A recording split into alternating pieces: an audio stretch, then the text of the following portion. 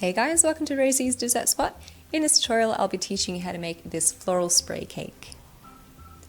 Got my 9-inch board, putting a little bit of buttercream and applying my 5-inch board on top and popping that into the freezer to make it easier to handle our little tier. In the meantime I'll decorate the bottom tier, which is a 7-inch cake, applying it to my cake board and applying on my buttercream with my spatula, flattening that out and pushing it out to the sides, and then applying my second layer of cake. So I'm alternating here between a chocolate mud cake and a white chocolate mud cake.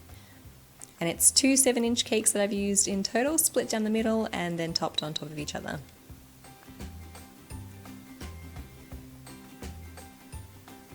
Next, we'll create our crumb coat, so pressing whatever buttercream is sticking out up against the cake, and then applying a thin layer of buttercream around the whole cake. And this will trap in any crumbs and make sure that our final cake will be nice and neat. It won't have any kind of chocolatey crumbs in between or anything like that.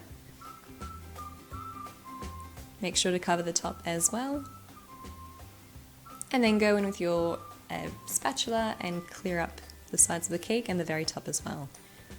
Then I pop that into the freezer for about 10 minutes just to set up. And in the meantime, I'll work on my smaller cake. Now that 5-inch board is not going anywhere because we froze it on there, so it's really easy to work on our second tier now. This is a 5-inch cake doing the exact same thing, filling it in with buttercream, making sure it's nice and flat, and then apply on your next layer of cake. And that's two 5-inch cakes that I've used there, and I bake my cakes in 3-inch tall cake tins. Clear up the sides and the top, and pop that back into the freezer just to set up. In the meantime, we'll work on our larger cake. So this is a final layer of frosting. Adding it to the top, pushing it out to the sides, and making sure the top is nice and flat. Then apply your final layer of buttercream, nice and thick around the whole side. Make sure not to miss the bottom as well. Give it a bit of a tidy up with your spatula. And then we'll go in with our bench scraper and scrape off all the excess. So you'll be taking off about 1/3 of that buttercream. For smoother looking cakes, go around your cake with your bench scraper, but do it nice and slowly. Then remove the lip on top, and we'll start making our pattern. So I've got my spatula, starting at the very bottom and pulling it towards me diagonally, kind of flicking off at the end. As I start my next row, I kind of aim for the spot in between the previous 2 strokes. And I just work my way up the cake like that. So it's very, very easy. This creates like a really neat rustic look. It's one of the neater rustics. As you get to the very top edge of the cake, you might pull off a little bit of buttercream. Just kind of go over it with some more buttercream, and it'll hide all that. Because we're using the strokes, you won't even be able to tell. Do the same for the top as well.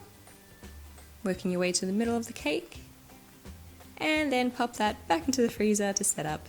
You can clean up your cake board beforehand if you find that easier. In the meantime, work on your smaller cake. So doing the exact same thing, applying that thick layer of frosting, smoothing that down, smoothing off the top, bring that lip into the center of the cake, and then creating that rustic pattern.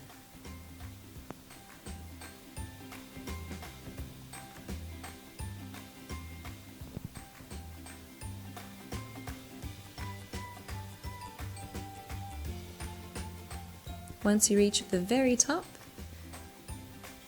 we'll be doing the exact same thing again, so bringing that pattern into the center of the cake.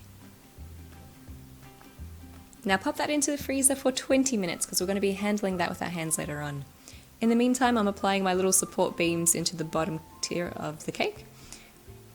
Kind of press it all the way down, and then when you lift it, you get a little bit of buttercream on the side of the straw. Cut it just below that and press it back in. This will make sure that the weight from the top tier doesn't split our bottom cake. And because it's been in the freezer, we can now pop that directly onto the cake and center it without denting the buttercream. I've got my Russian rose tip here, going in with some red buttercream, and I've colored it with the Queen's Red Gel Food Color. You can buy that from Kohl's or Safeway, and it's just amazing, really good quality. Just pipe from the center of your cake, and as you work further and further out of the cake, you can use the same color if you like, but here I added a little bit of white buttercream to my red and made a lighter shade of rose here. So as you work out the cake, the roses become lighter and lighter.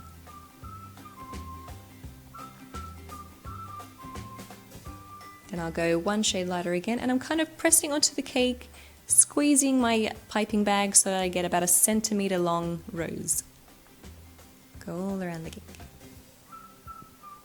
Then to make our leaf tip, got a piping bag, folding it in the middle and cutting it at a diagonal, that way we get an inward facing triangle.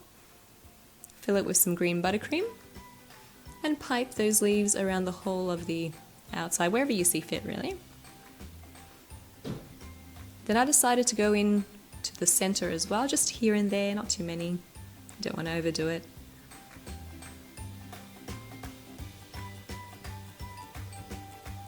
And this whole process probably took me like 10 minutes, the whole floral flourish process.